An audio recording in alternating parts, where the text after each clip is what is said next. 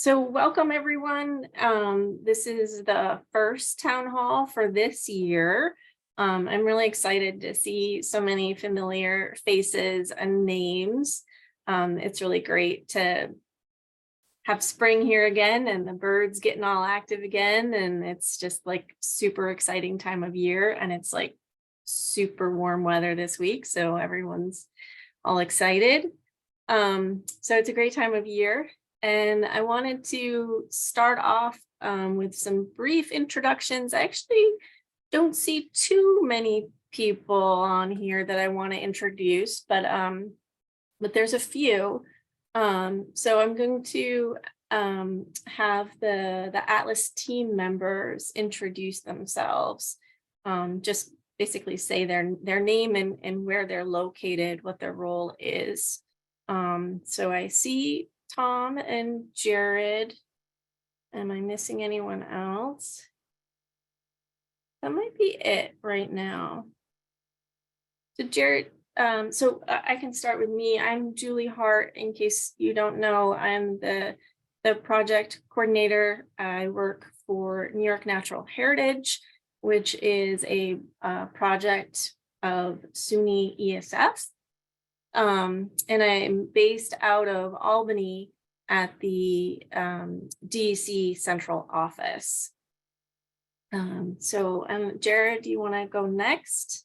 Sure. I'm Jared Fira. I have recently started as Julie's assistant coordinator, so I'm also located at the New York Natural Heritage Program in Albany, out of the DC office.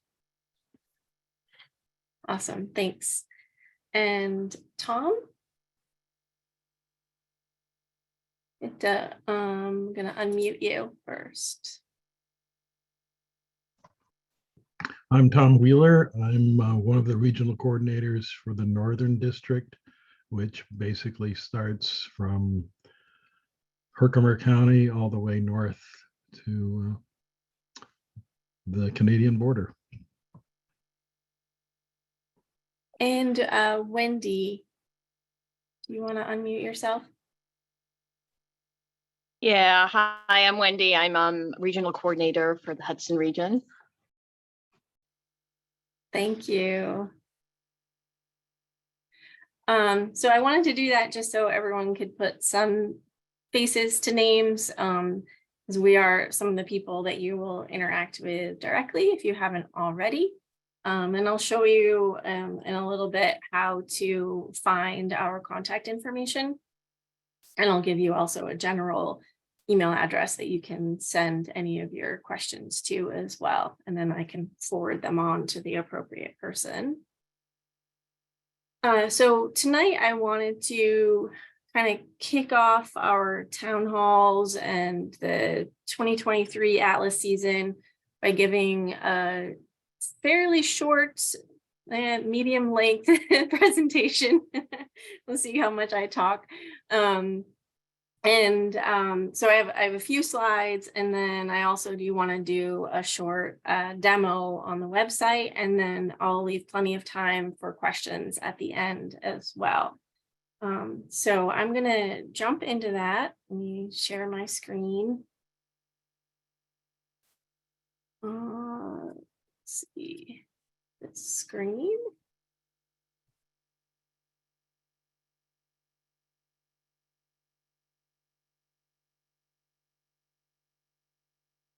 All right, are you seeing the presentation? Yes. Yes, thank you. And I'll mention right now that if you have questions come up while we're going along, please feel free to put your questions in the chat, and that way we'll try to get to them all at the end as well, and that way you don't have to try to remember all of your questions that you might have. So this is the first town hall of the season, as I mentioned, and I am going to talk briefly about what we have accomplished so far. This is year 4 of the 5-year project, so time is flying. and I'm going to focus a little bit on what to target in 2023. And I'm going to try to help show you how to figure out where to go, where's the best place for you to spend your time, and also show you how to get help. So whenever you have any questions, you can get answers really quickly. So what have we accomplished so far? So we have actually done an impressive amount of observations so far. This map on the left shows you how many species we have documented some sort of breeding behavior for. So when it says it's a coded species, that means that it has a breeding code associated with it. And the darker the color, the more red it is, the more species have been coded. And then the black squares you'll notice are the actually blocks that have been completed. So we would ask you to go to different blocks aside from outside of those blocks to try to finish them off. We'll talk more about that in a bit. But you can see on this map that we've done really, really well at covering a huge portion of the state, and all of the residential areas, all the population centers have really great coverage. The map on the right shows the number of species that are confirmed breeding. So we have 3 different categories of breeding codes. We have possible breeders, probable breeders, and confirmed breeders. And so this map is showing just the number of species that have been confirmed breeding. So this map looks a little bit different. There's not quite as many species. It's hard to confirm them, as a lot of you know. And we've actually lowered the guidelines for this year because it has proven to be quite difficult.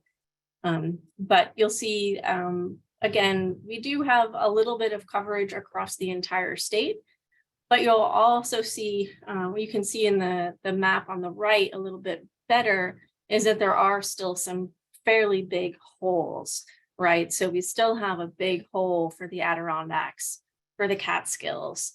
There's still a sparse effort in the the western part of the state along the Pennsylvania border. So there is still a fair bit of effort to be done. We can look at the numbers as well. So the New York State has 1,800 priority blocks. So those are the Atlas blocks where we want people to spend most of their time. And of those, we currently have 284 that we have marked as complete, meaning that they have met our minimum standards for number of hours that have been spent there, number of species that have been observed, and whatnot. So that's about 15% of blocks, and that might seem like a really low number, but it's actually right on par with what was where we were at in the previous breeding bird atlas in New York State, and also in other atlases that are currently running in other states. So like Maryland and DC are doing it, their 3rd breeding bird atlas, and they're also at about 15% of blocks complete. So we're right on target, but we do have a lot of work to do in the next coming years. We have over 3,000 atlasers, which is amazing. There's almost everyone who uses eBird in the state of New York actually participates in the breeding bird atlas, so that's great. We have over 400,000 eBird checklists just in the atlas, and we have 226 species that have been confirmed breeding. And I'm gonna leave it as a little bit of a surprise until later on to tell you which species we have not yet confirmed. So those would be like for the hardcore listers that wanna go do something unique. So I'll share that with you towards the end. So as I mentioned, this is year 4 of the 5-year project. So we have 2 years left, 2 full breeding seasons. So we do have a lot to do. And what we are focusing on this coming season is really trying to get people and encourage everyone to go outside of their normal birding areas. So getting a little bit further away from those population centers, going to blocks that need coverage. So I mentioned that we have a set of guidelines for how we mark a block complete. And what that includes, there's a whole suite of criteria that we use, and that includes surveying in all the different habitats that are present within a block, making sure you have observations of both early breeders and late breeders, in addition to just the ones that you're seeing, the migrants in June and July. Depending on where you are in the state, there's a 55 to 95 species that we expect. So some areas that are not as diverse, like Long Island, or even parts of the Adirondacks where it's just all forest, you might be more on that 55 species end. In other parts of the state where it's a little bit more diverse, we would expect more like 95 species. We want at least 20 hours of atlasing in every block. And this is one of the big changes that we made over the winter. So we used to ask for 50% of the species that are in a block to be confirmed. And what we've done now is combine that number of confirmed breeding codes with the probables, and you only need 45 of those. We kind of call those the attempted breeders. So those are the ones that have done more than just show up and sing on territory. They are actually engaged in some sort of breeding behavior. So those are the attempted breeding codes. So we are looking for at least 45 of those per block. We also removed the requirement for nocturnal effort. And that's because a lot of people were getting those nocturnal species during the daytime because of the way that eBird records nocturnal effort. It's, a certain amount of time after dusk and before dawn. And so a lot of the crepuscular species that people were reporting, or barred owls that we're calling during the day, weren't going into that nocturnal effort. So we were getting a lot of nocturnal species without actually putting in all that time. So the important thing is to actually get coverage of those species. So that's what we're recognizing by removing that as a requirement. So if you do visit a block and can get those species during the daytime or at dawn or dusk, then that's great. So that's the what. Where, the way that we recommend people participating and finding places to go atlas is by targeting blocks that are missing something, so filling in gaps. And that can be by identifying places that are missing early season visits, so April, May visits, or some of the late breeders, which would be more like late July, August. Hitting up those nocturnal or crepuscular species, targeting certain habitats. Some people are much better at wetland birds than they are at forest birds, for example. And if you know that about yourself and you would much rather just go and target lots of wetland birds, then by all means, try and go and fill in all of those wetland species all around where you live. There are still a lot of blocks that need common species. So things like robins and black-capped chickadees and pigeons and starlings and things like that. And then there were also missing some rare species. So we have put together some information, some guides for some of the rare species like long-eared owl and three-toed woodpecker, and we're going to come out with one for spruce grouse. So there are also some rare species that we could use help with. So how to participate? Really, the goal is to finish blocks. So we want to meet those guidelines that I mentioned on the last slide. And the biggest things that you can do are to get more breeding codes, get more of those breeding codes up in the probable and confirmed category, and make additional visits so that you're really filling out the entire breeding season for each block. So it's really filling in gaps to finish blocks, to complete blocks. I do want to, if anyone is still using the web interface to enter data, I do want to make sure that everyone is aware of some of the developments to the eBird mobile app that came out last year. These came out last spring, and there was a lot of debugging going on last summer, but I think it's pretty much stable now. And these advancements have really helped make it a lot easier to use the mobile app and to atlas correctly. So I strongly recommend using the mobile app if you're not already. So some of the things that they've changed are they've made it a little bit easier to change atlas portals. So you can change in and out of the portals a lot easier.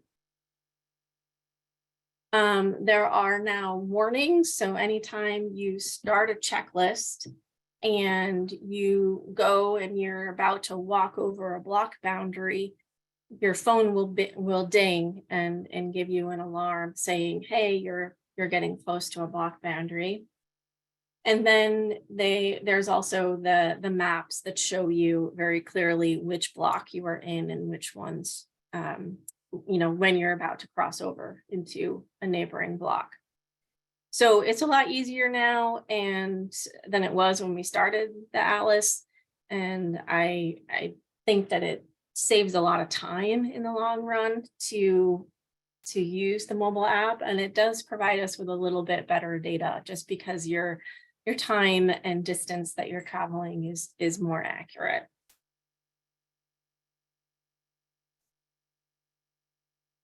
So I don't want to overwhelm anyone. I want to say that there are still plenty of ways for even beginner birders to participate in this project. So if you're not an experienced atlaser, if you're not an expert birder, it's still possible to contribute really meaningful data for this project. So I'm going to show you a couple of maps. This is a map of the data that we have for northern cardinals. So you just saw a picture of northern cardinals, the male feeding the female. So that's a sign of courtship behavior. And what we have here, the yellow star in the low middle part of the figure is Binghamton.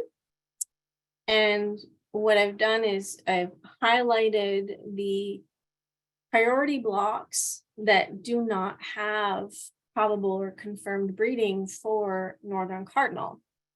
So you can see that there are a lot of blocks, even right next to the city center, that don't have courting cardinals. And that's a fairly easy behavior to observe right now, actually, and throughout the rest of the summer. Very similarly, we can look at black-capped chickadees. That's another one that's pretty easy to identify. And this is maybe also quite surprising to some people. This is the Syracuse that I've centered in on where the yellow star is Syracuse. And then this is showing east of Syracuse. And you can see there are still a lot of blocks where there still is no probable or confirmed breeding for chickadees. And then also, this is the last example I have. This is centered on Ithaca, and this is doing barred owl. And here I'm showing in red the blocks that do not have any observations of breeding. So that includes just a bird that's calling and maybe in the appropriate habitat.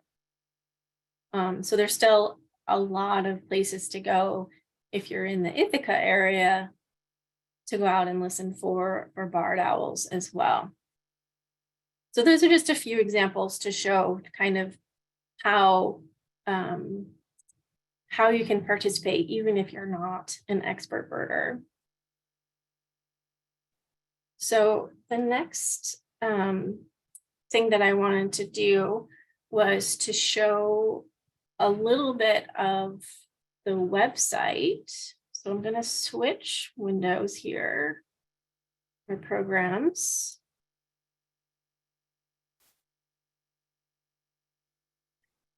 And okay. So this is the homepage of the atlas. So if you just go to ebird.org/atlasny, that'll take you right here. On this dashboard, you'll see your statistics. So however many species you've confirmed breeding, how many checklists you've submitted, that kind of thing.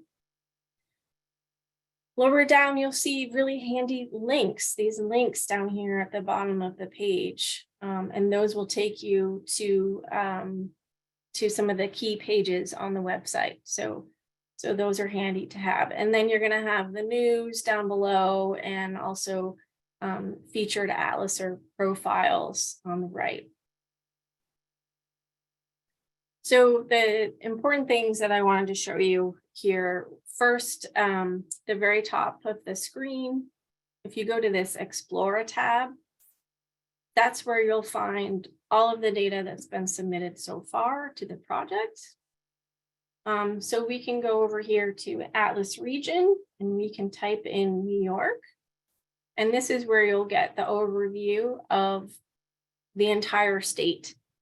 So this is the overview of where we're at for total number of atlasers, total number of checklists. You can get county information. You can get the list of species that have been confirmed. So that's one kind of just an interesting thing to like peek at every once in a while. What's more relevant to most people is to click on this down here where it says Atlas Effort Map. And it's really just, it's the progress map. It's where we're at in terms of covering the entire state. So you can zoom in to any area. So here we'll just zoom into Rochester. And in the top left here, you'll see this is how we're viewing the information right now. This is daytime hours that people have spent somewhere. You can look at nocturnal hours. What I find more interesting is to scroll all the way down to the bottom and do number of species that have been coded. And so this tells you how many species have a breeding observation associated with it. So you can see there's a few blocks that have been marked complete. And then there's quite a number of blocks that still have a fairly low number of species that have been coded. You can click on any of these blocks that you see has less effort.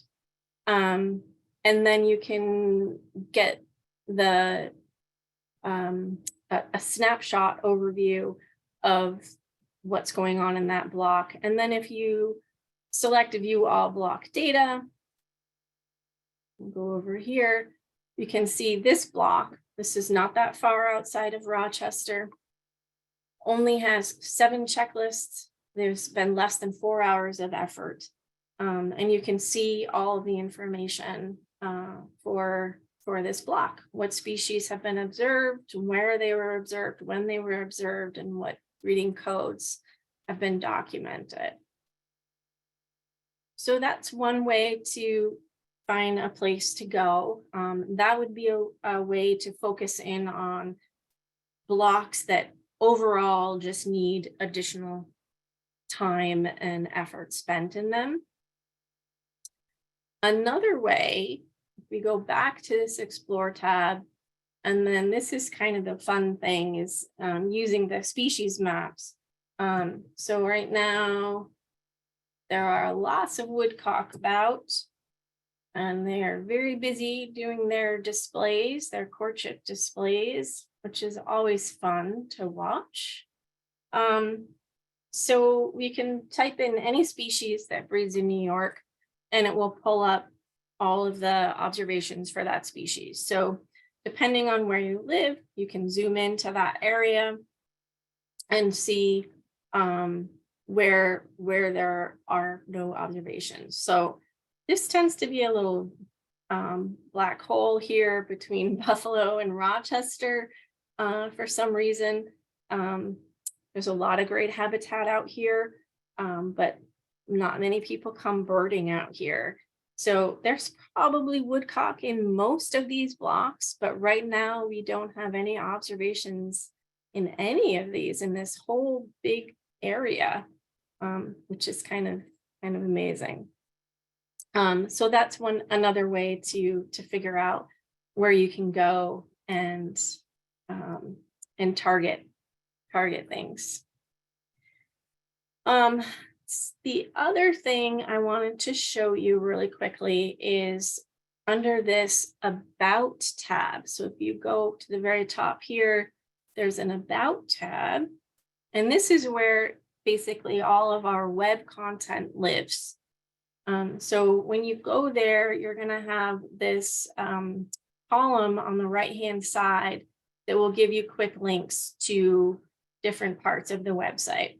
So a really handy one to know about is this handbook and materials.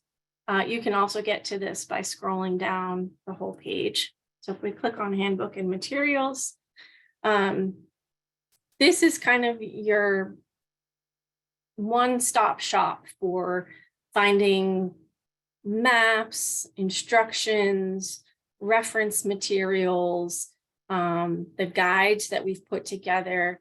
All of that type of information is here on this one page. So this is a very handy page to know about. The other one that's really important is this Atlas team page. And that's where you'll find contact information for everyone. So you can contact me, you can contact Jared, and then most importantly, you can contact the regional coordinators.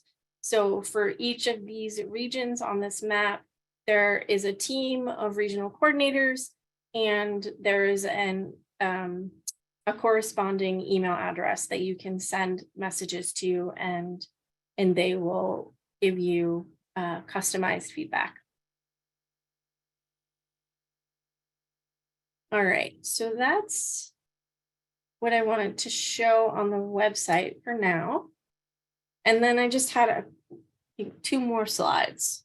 So one of which I already promised you and told you about. But first, so this is a list of really roughly what is going on right now, what's really active, and that you can get good breeding codes for in April.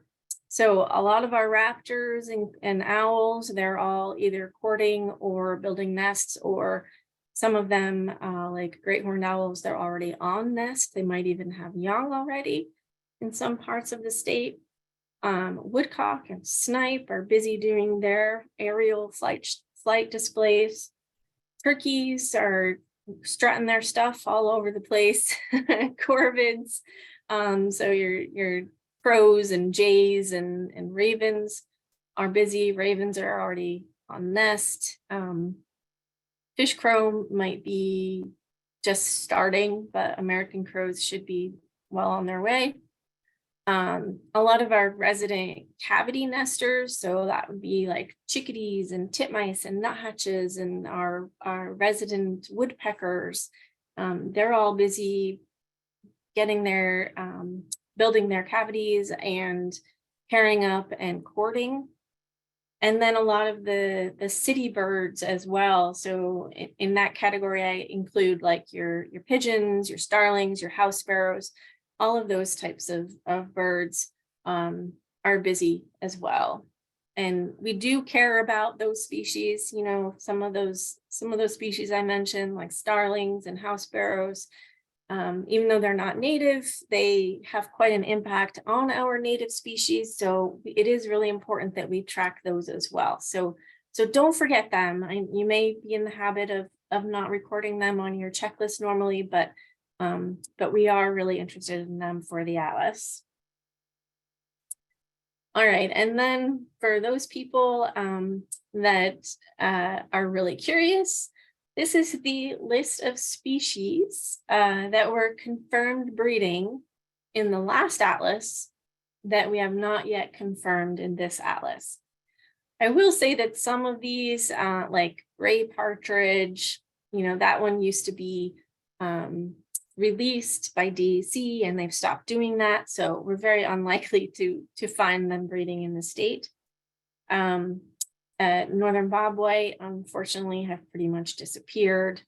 Bay-breasted and Tennessee warbler are really dependent on spruce budworm outbreaks, and we haven't had one of those in over a decade. So some of these are going to be really hard, but I'm still really hopeful that we're going to get a Kentucky warbler. That's kind of, and I really want to get a Wilson's phalarope as well. Those are way up by Plattsburgh, or were way up by Plattsburgh on the border. So, and then on the flip side, we do have several species that we have confirmed breeding this time that were not confirmed in the last atlas. And those are European goldfinch around New York City, king rail, and Mississippi kite, which is a very exciting one that happened last year. And we're hoping that they show up again this year. All right, and then one last slide. We do have a lot of events planned this year. A lot of events are taking place in person again, finally. So we're really looking forward to seeing people in person at some of these events. So the first one coming up is at Wertheim National Wildlife Refuge down on Long Island. I'll be down there for World Migratory Bird Day. Jared's going to be out at the Allegheny Nature Pilgrimage. Then I'm going to be up in the Adirondacks for the Hamilton Birding Festival. And then we have the Big Atlas Weekend, which is the last weekend in June, and you will hear a lot more about. We've also decided this year, because it's the last 2 years of the project, we're going to increase the number of town halls, so you'll have more opportunities to ask questions. So we're going to do those twice a month, the second and the fourth Wednesdays of every month. And then we also have a whole number of local walks and talks and other atlasing events that we're organizing all across the state. So there's lots of ways to get involved and meet other atlasers. And then I didn't mention it yet, but I will now. We have a number of social media outlets. We have a very active Facebook discussion group. So if you go on our Facebook page, there'll be a link to our discussion group, and there's a lot of people that are posting questions that they're not sure what to do about how to enter something, or they're just sharing something really cool that they saw. That kind of stuff. So that's a really great place to get your questions answered as well. And then lastly, I'll mention that most of the town halls and other webinars that we run, we record them and try to put them up on our YouTube page as well. So if you can't make it for some reason, some nights, we'll have it up there and you can watch it later. So that is, let's see here. Stop sharing. There we go. So that's what I wanted to go over tonight. Hopefully that was a good introduction for those of you that haven't participated, and maybe a good reminder for those that have been coming all along. And yeah, I am happy to answer any questions, and it can be anything like about reading observations that you don't know how to interpret, or technical difficulties you might be having, or how to find certain information, that kind of thing. So can be any type of question. So let me read the chat here. You do have a couple there now, Julie. Yeah, great. And in case you didn't notice, Jared, while I was talking, was posting links in the chat. So a lot of those pages that I was showing you, you can find direct links to in the chat. So it looks like Chris had a couple questions. And asked if we have already submitted checklists with breeding codes this year, but we were in the normal eBird portal and not in the Atlas portal. Will those be counted, or should we delete and resubmit them? So no, they won't be counted, but you don't need to delete them.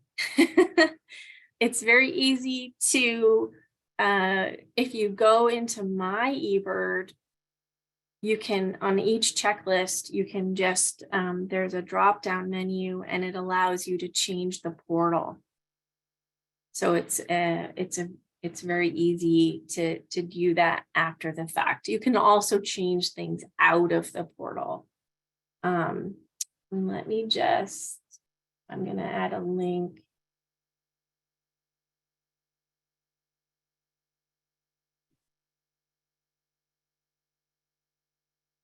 No, not that one.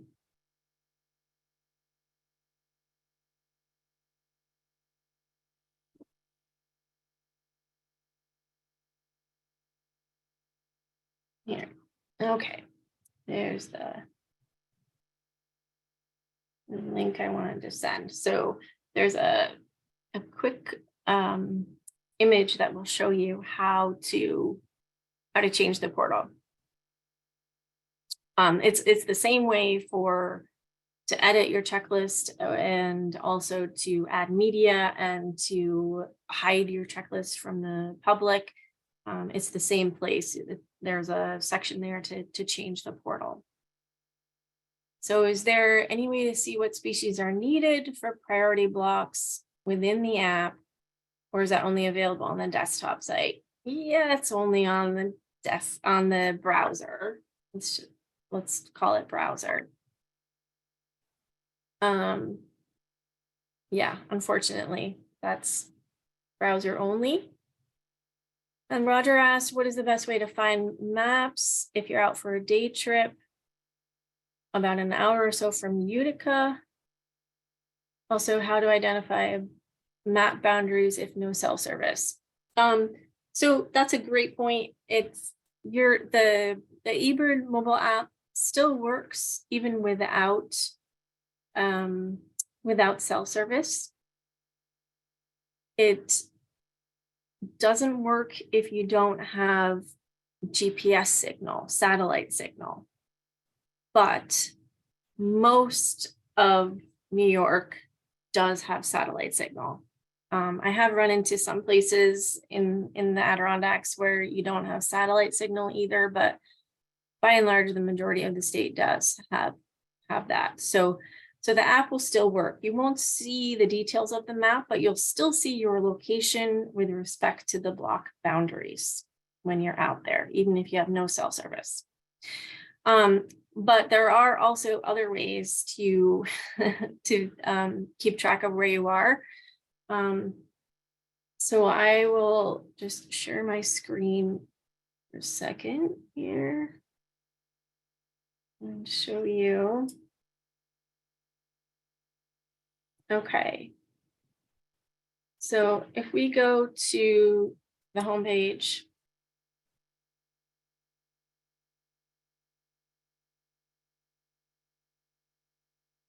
And you go here where it says, there's multiple ways to get to all the maps that we've put together for each block. But one way to get there is to go here where it says sign up for a priority block. So if you click on that, this will take a minute or so to load. Unfortunately.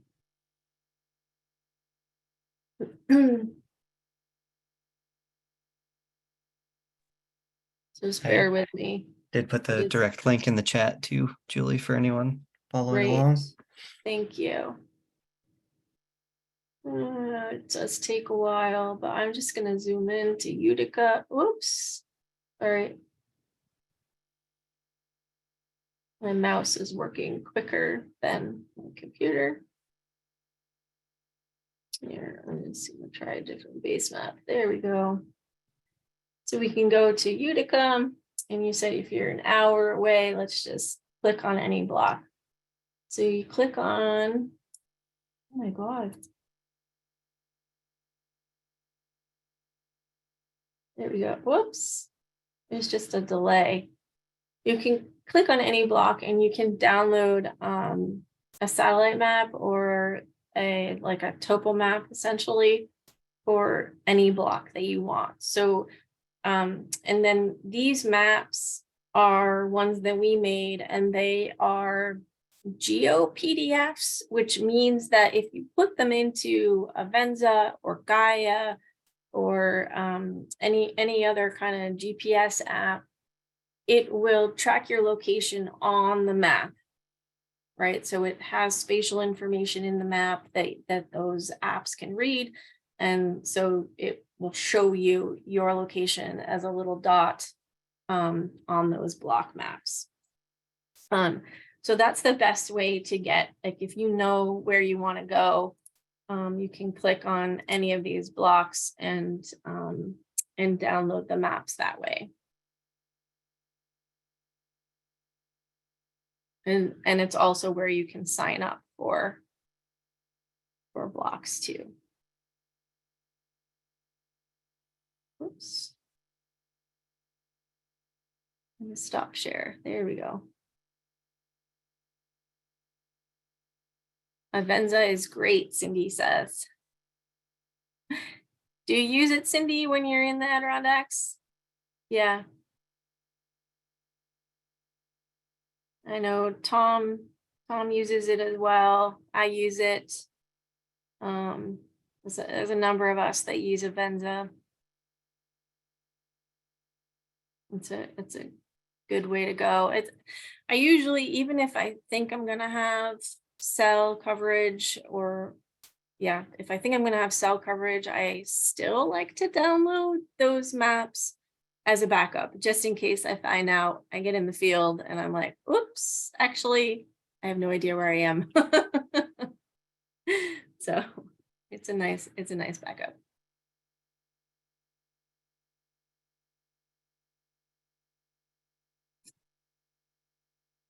All right, I think that's all the questions in the chat.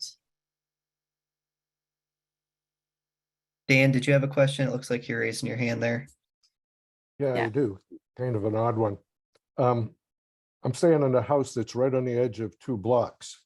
So, you know, I have the unfortunate thing of hearing like even grosbeaks in the front yard and then a grouse drumming in the backyard.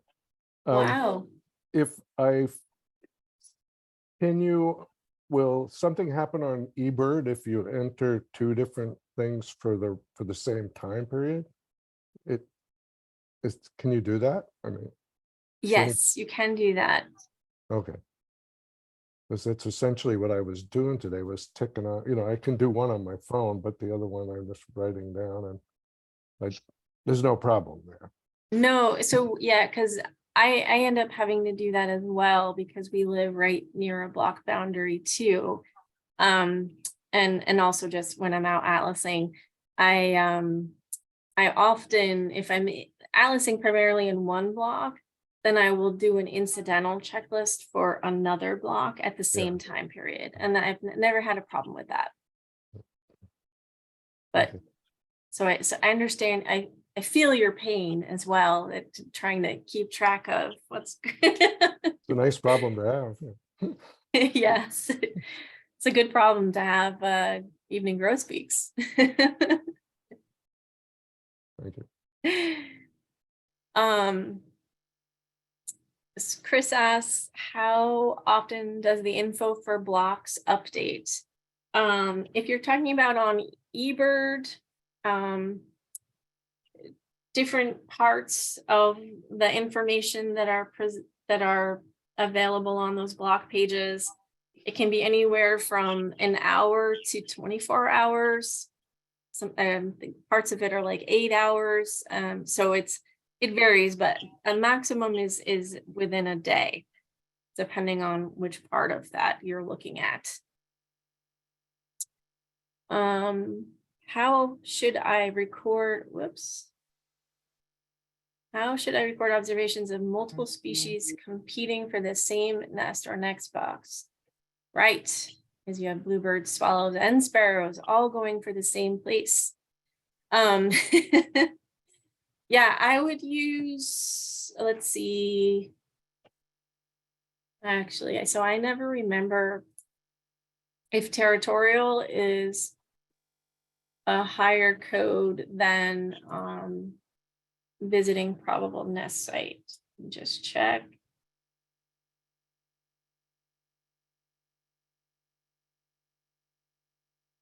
Yeah, so the higher code would be visiting probable nest site. So for the example that you gave, most likely they're going into a bluebird box, and that would be considered at this time of year, would be considered visiting a probable nest site.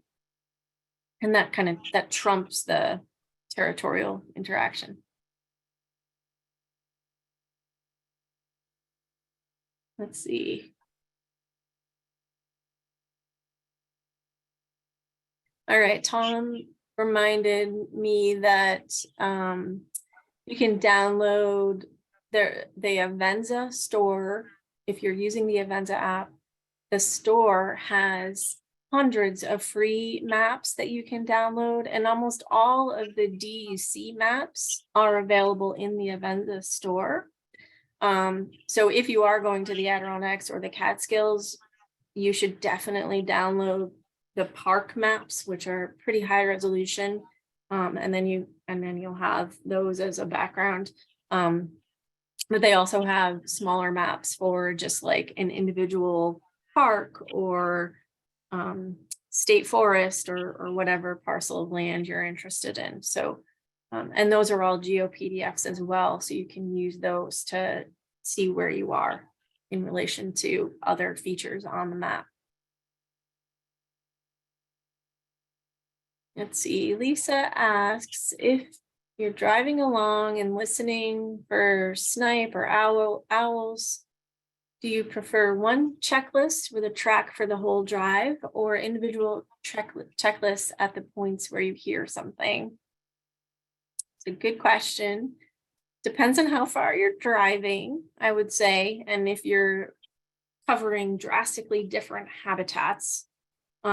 So in general, we prefer shorter checklists than longer ones. Usually when I'm going out and doing woodcock or owls, I'm driving and then I stop and I listen for a few minutes, and then I drive again and I stop and listen for a few minutes. And I would do each of those as different points, so like stationary counts. But if you're literally driving it like with your windows down and going really slow and you can hear while you're driving, I'm not very good at that. But if you're doing that, then you would, yeah, do one checklist for that whole thing. Just make sure that you're not going outside of the block boundaries. If you're doing that, then you want to stop and start checklist again.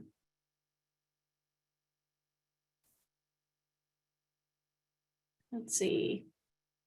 And Ken also mention, right, yeah, so we do have available on the website for download all of the block boundaries as like a shape file. It's a KML, KMZ file that you can download, and you can use that either in Gaia or Avenza or Google Earth or Google Maps. So you can use that as well, which is another handy tool. And when I'm going to jump to Wendy.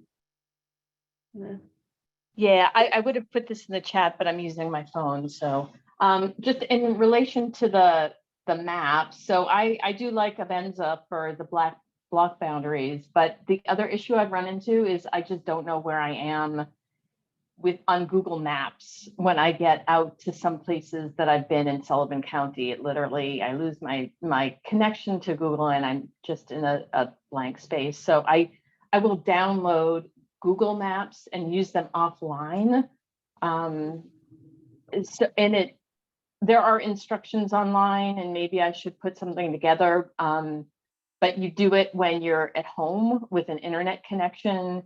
You go to the area, you can download it. It takes up space on your phone, so you can delete it, but then it automatically works when you get into a dead zone. So yeah, I do that a lot too. And also if you're traveling internationally, that's a great thing to do before you fly. So yeah, that's a great tip. Definitely download the Google Maps offline. Jennifer said there's a block near her, North Shore, Long Island. Almost no reports and almost no public space. It's all residential or business. There's probably breeding birds, but they're in backyards. Yeah. That's one of those places where it can be sketchy even just to walk the roads, right? And look at, you don't want to lift your bins and aim at anyone's house. Yeah. Yeah, the only suggestion I would have for a block like that is trying to ask people for permission. Like if there's anyone that has a larger property or a more diverse property, trying to knock on their door and asking if you can spend some time in their backyard. We do have, well, there's two blocks. One of them, and they're the opposite. One of them is densely urban. And the other one is giant private properties. Yeah, I think the private properties, I would try to like leave like a letter in the mailbox asking kindly for permission. I have done that on Long Island, in other places. Sometimes it works, sometimes it doesn't, but yeah. And the urban one, I would probably just walk the streets and see what I encountered. But yeah, I think that's, in both of those situations, we take into account the access of the block. I would say that better. We take into account how accessible the habitat is in a block. So if there's a block and you try and you really can't get into it, that's something to let the regional coordinator know. And then we'll take that into account when we go to evaluate the block and determine whether or not it's complete.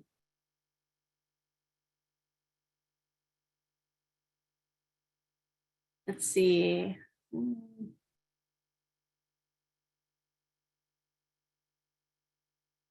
Somebody asked if you drive outside of your block for a very short distance, but don't enter data while you're outside of your block, will it invalidate that checklist?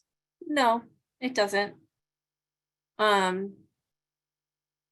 You're safe to do that. The only thing that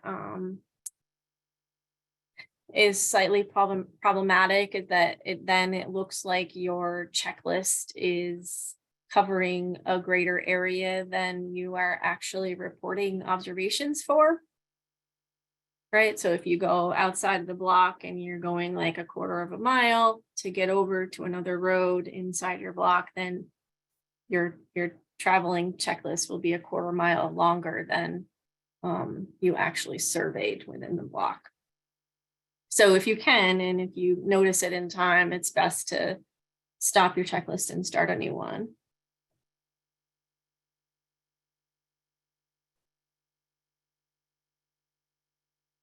Tom did this.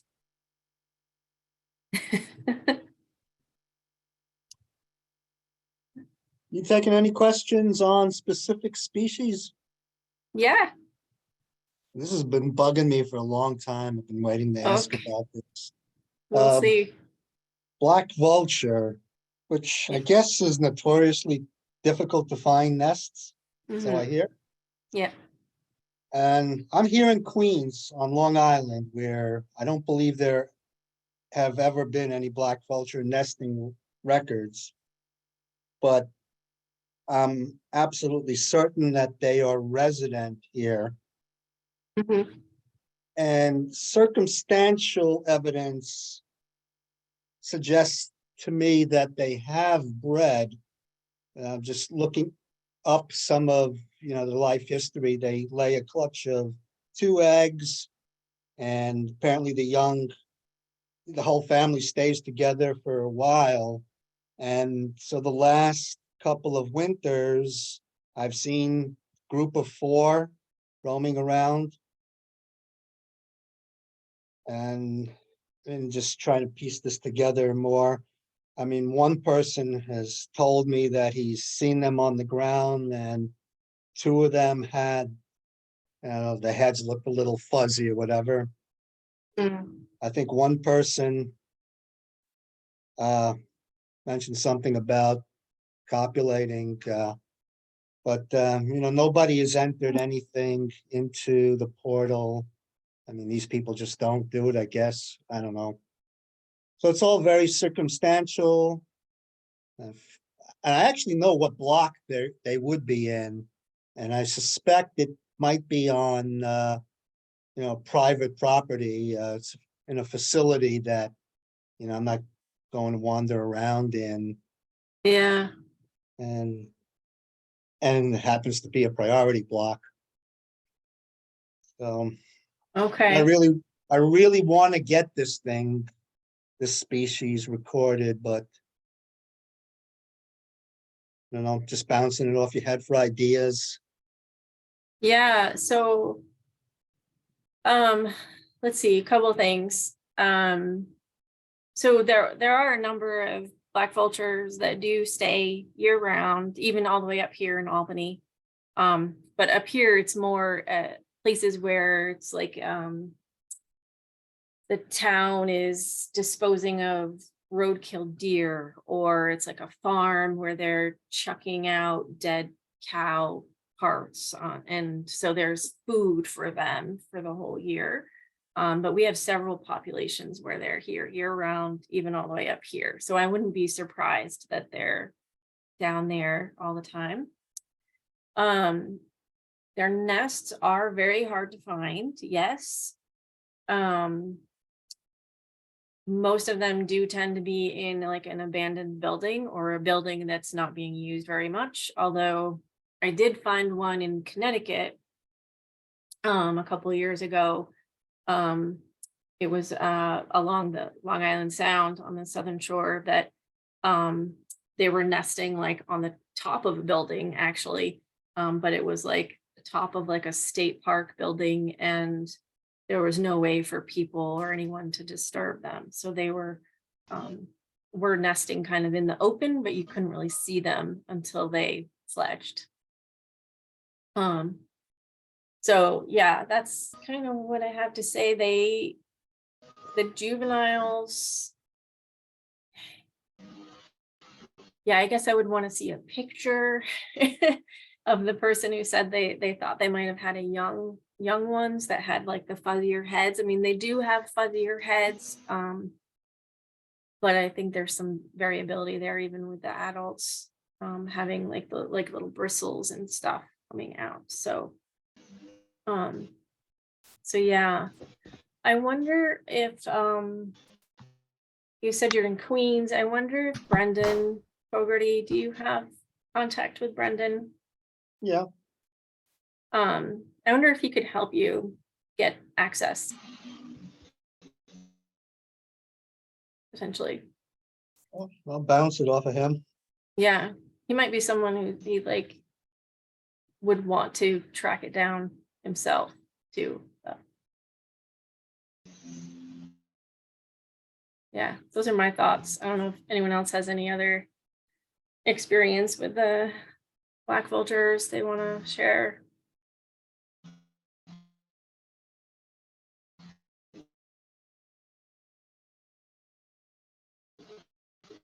No. Okay. One, last year I found one in a deer stand. In a deer stand? Yeah, Oh, wow. yeah. So, Nice.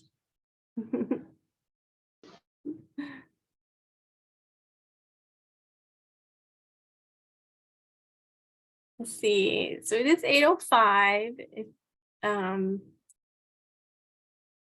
If people want to sign off, you can.